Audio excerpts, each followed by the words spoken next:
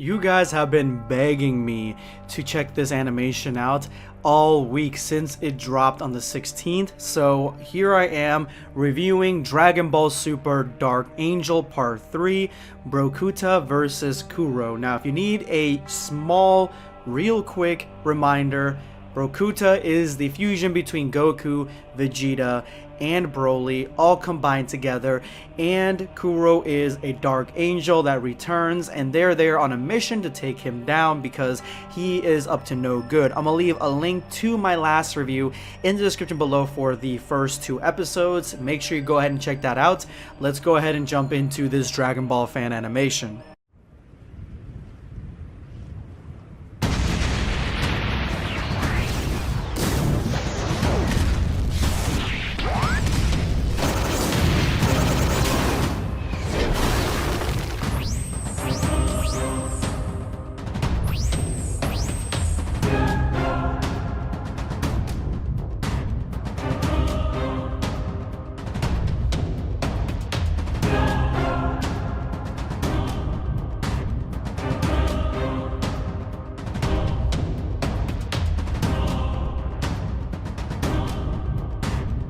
So right off the bat, we get probably the most believable thing of this entire Dragon Ball fan animation, and that is the fact that a three-way fusion would probably be unstable as all hell. It probably wouldn't be able to hold together very long or very strong, and wouldn't allow the user to maintain Super Saiyan or Super Saiyan Blue transformations. Basically a fusion that is being held together by rubber bands and chewing gum. So I definitely like that they mentioned this, and this is a huge part of the story where King Kai's like, this three-way fusion is not gonna last. Ever since three-way fusion, well actually ever since fusions themselves, not just three-way, ever since fusions themselves have been nerfed, this has been an ongoing struggle with the writers as to how to write fusion and make it interesting. So right off the bat, we're playing with Dragon Ball Super rules. Let's see exactly what happens.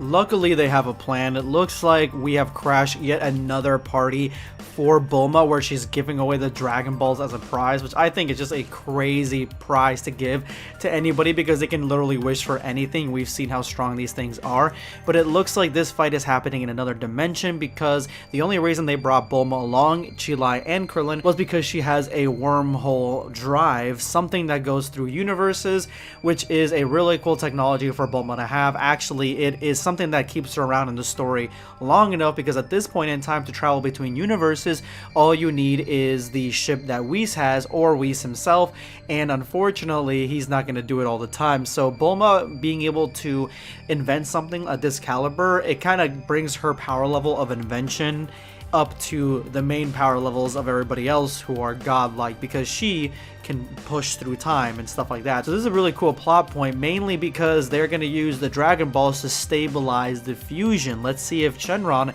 has enough juice to do that.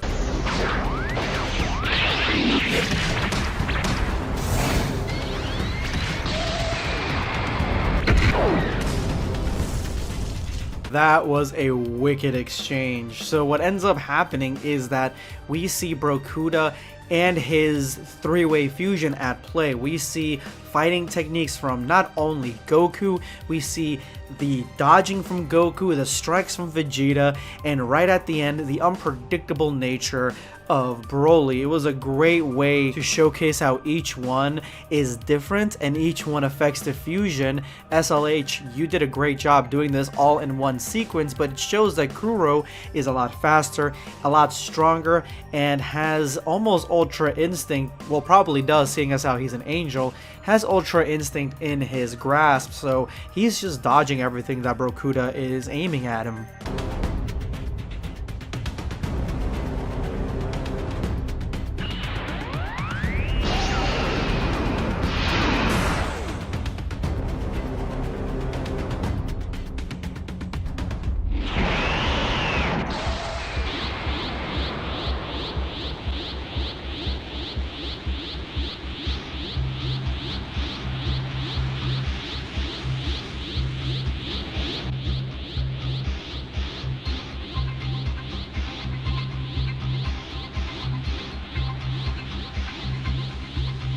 The wish is granted and we get the assist where it stabilizes the fusion, whatever that means. I don't know if that means the fusion's permanent now or it lasts longer.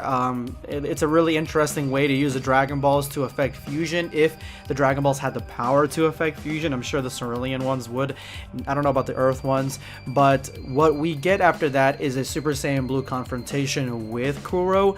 But at this point in time, it looks like Kuro is probably using Ultra Instinct. If you really pay attention to Kuro's movements and the way he's animated, it looks like S.L.H took some feedback, or at least some examples from the fight sequence between Moro and Mirrors, because that is probably the closest we'll get to see an Angel in canon fight against anybody or a mortal, basically. And yeah, it looks like basically Brokuta is either facing off against Mirrors or facing off against Whis. The same way that he's dodging and moving, it's basically what's going on here.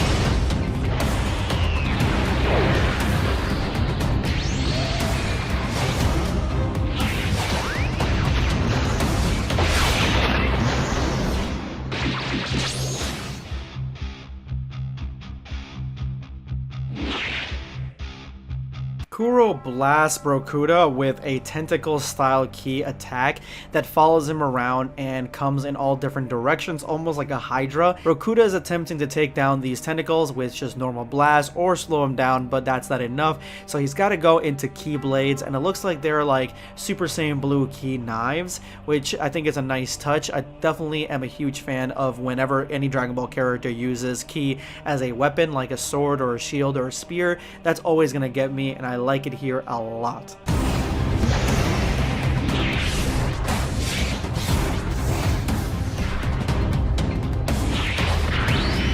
Sorry, I had to stop it here. Okay, so Brokuta has access to the Ghost Kamikaze attack. You know me, and you've been a fan of the channel, you know I'm not a fan of Gotenks, like, at all.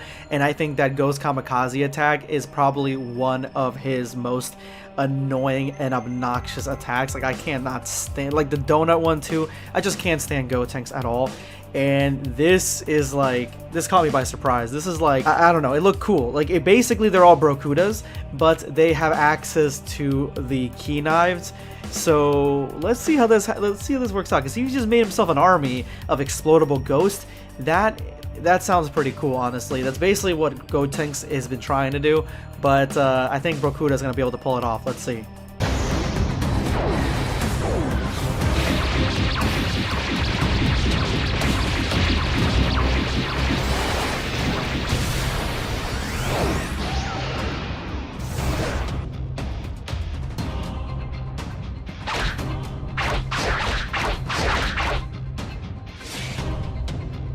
This is the proper way to use Ghost Kamikaze attack. Let them take the hits that you cannot or you don't want to, and that's exactly what's going on here. He's using them to cut down the tentacles, the Hydra attack that Kuro has been manifesting against him up until he gets right in his face, using Solar Flare to try to get a hit on Kuro, but realizing that there is probably like a 90% chance, which there is, that Kuro is using Ultra Instinct, because Kuro with his eyes closed dodges it, but this pushes Kuro in a direction where the Ghost Kamikaze attacks are going to strike him, or they're going to grab onto him. That's exactly what Brokuta wanted. That's what he wanted to do. He wanted to slow him down and catch him, because all Kuro was doing is dodging.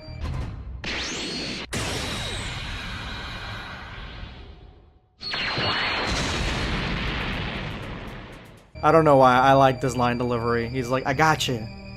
Or maybe not. It just sounds like that part is influenced more by Goku.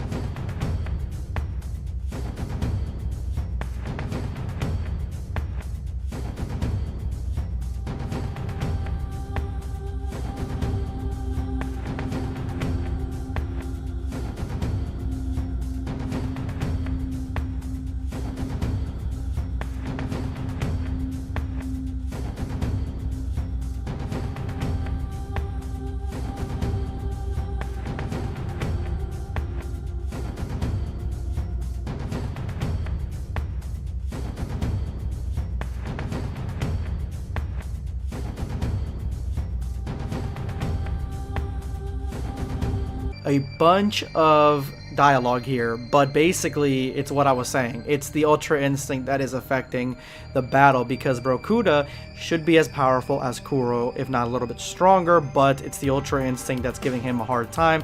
Even though Goku can, or should be at least at this point, be able to go into Ultra Instinct. If we're going by DBS manga rules, then Vegeta should be able to go into Ultra Ego as well, but probably not for this animation. And maybe if Goku can do it on his own, but he can't do it in a fusion, he can't pull it out in a fusion because the other two can't do it, that makes sense as well. Although I think that that's what we're gearing up to. We're going to get an Ultra Instinct fusion versus an Ultra Instinct Angel fight. But the Angel, a master of Ultra Instinct, is just going to basically wait out the time of the fusion, if the fusion still has a time limit, and buy this time that way.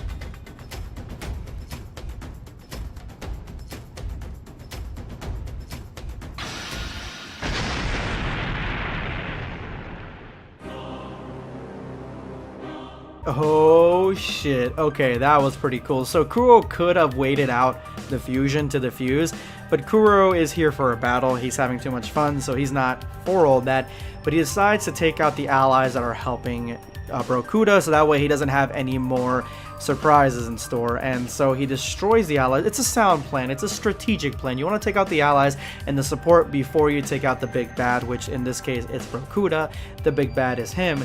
But taking out the three loved ones of the guy that you're fighting, and it's a Saiyan, it's probably not the best play. I mean, what we got here, Krillin, Chilai, and Bulma, those are literally the three main loved ones of the three Saiyans you're fighting, so this might backfire immensely.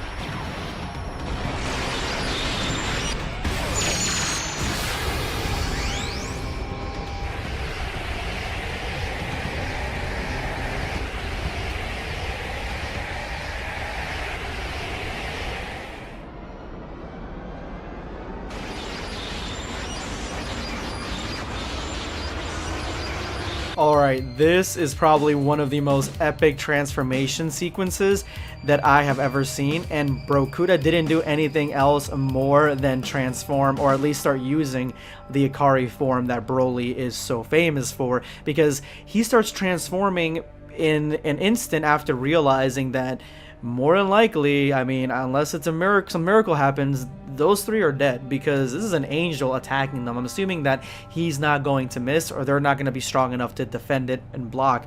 It's only Krillin. It's only like three, like two powerless beings and one that is weak as hell. And so this transformation sequences, it's so cool. The main thing that I realized from this is that a lot of this looks like it's drawn out of chalk. I don't know if you guys are getting that too, but I'm not saying that as a dig or a bad thing. I'm saying that as an awesome thing. This is a really cool design choice. It's not something that you see a lot in fan animations, not even just specifically Dragon Ball, like any other fan animation. You don't normally see that with, and in this, you definitely see it, and it's really cool to look at. Like, it's just, it feels like Chalk Zone. I don't know if you guys remember Chalk Zone back in the day. I'm probably dating myself at this point, but it's a old Nickelodeon cartoon. Maybe it's gonna be a Nicktoon Smash, but yeah, it's basically just chalk characters. It looks just like that, but the hair color swapping out through all the rainbows, all the colors of the rainbow. When I first saw that, I thought we were going into Super Saiyan Rainbow territory, but I like that it's just showing the progression, and like, it's like similar to the DBS Broly aesthetic, where the transformation for Blue was so epic, and we also saw like a little bit of Ultra Instinct in that. That's basically what's going on here. Really awesome. This transformation sequence, like, I had to watch it a few times because it was so awesome. Really great work, S.L.H. You did awesome here.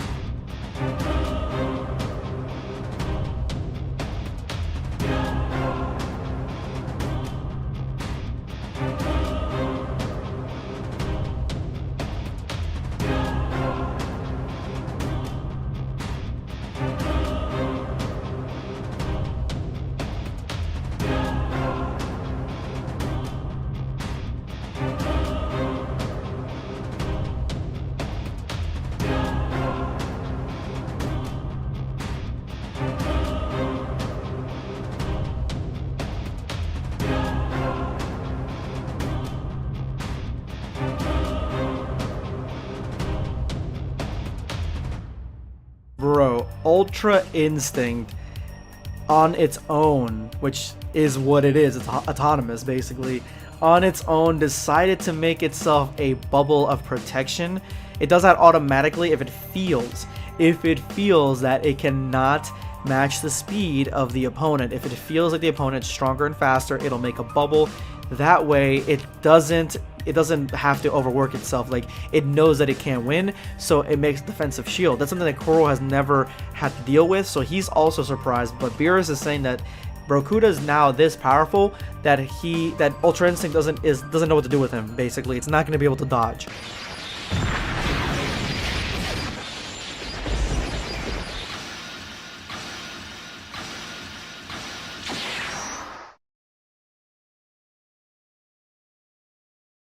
And first blood is drawn, and it is the angel's blood, the blood of the angels.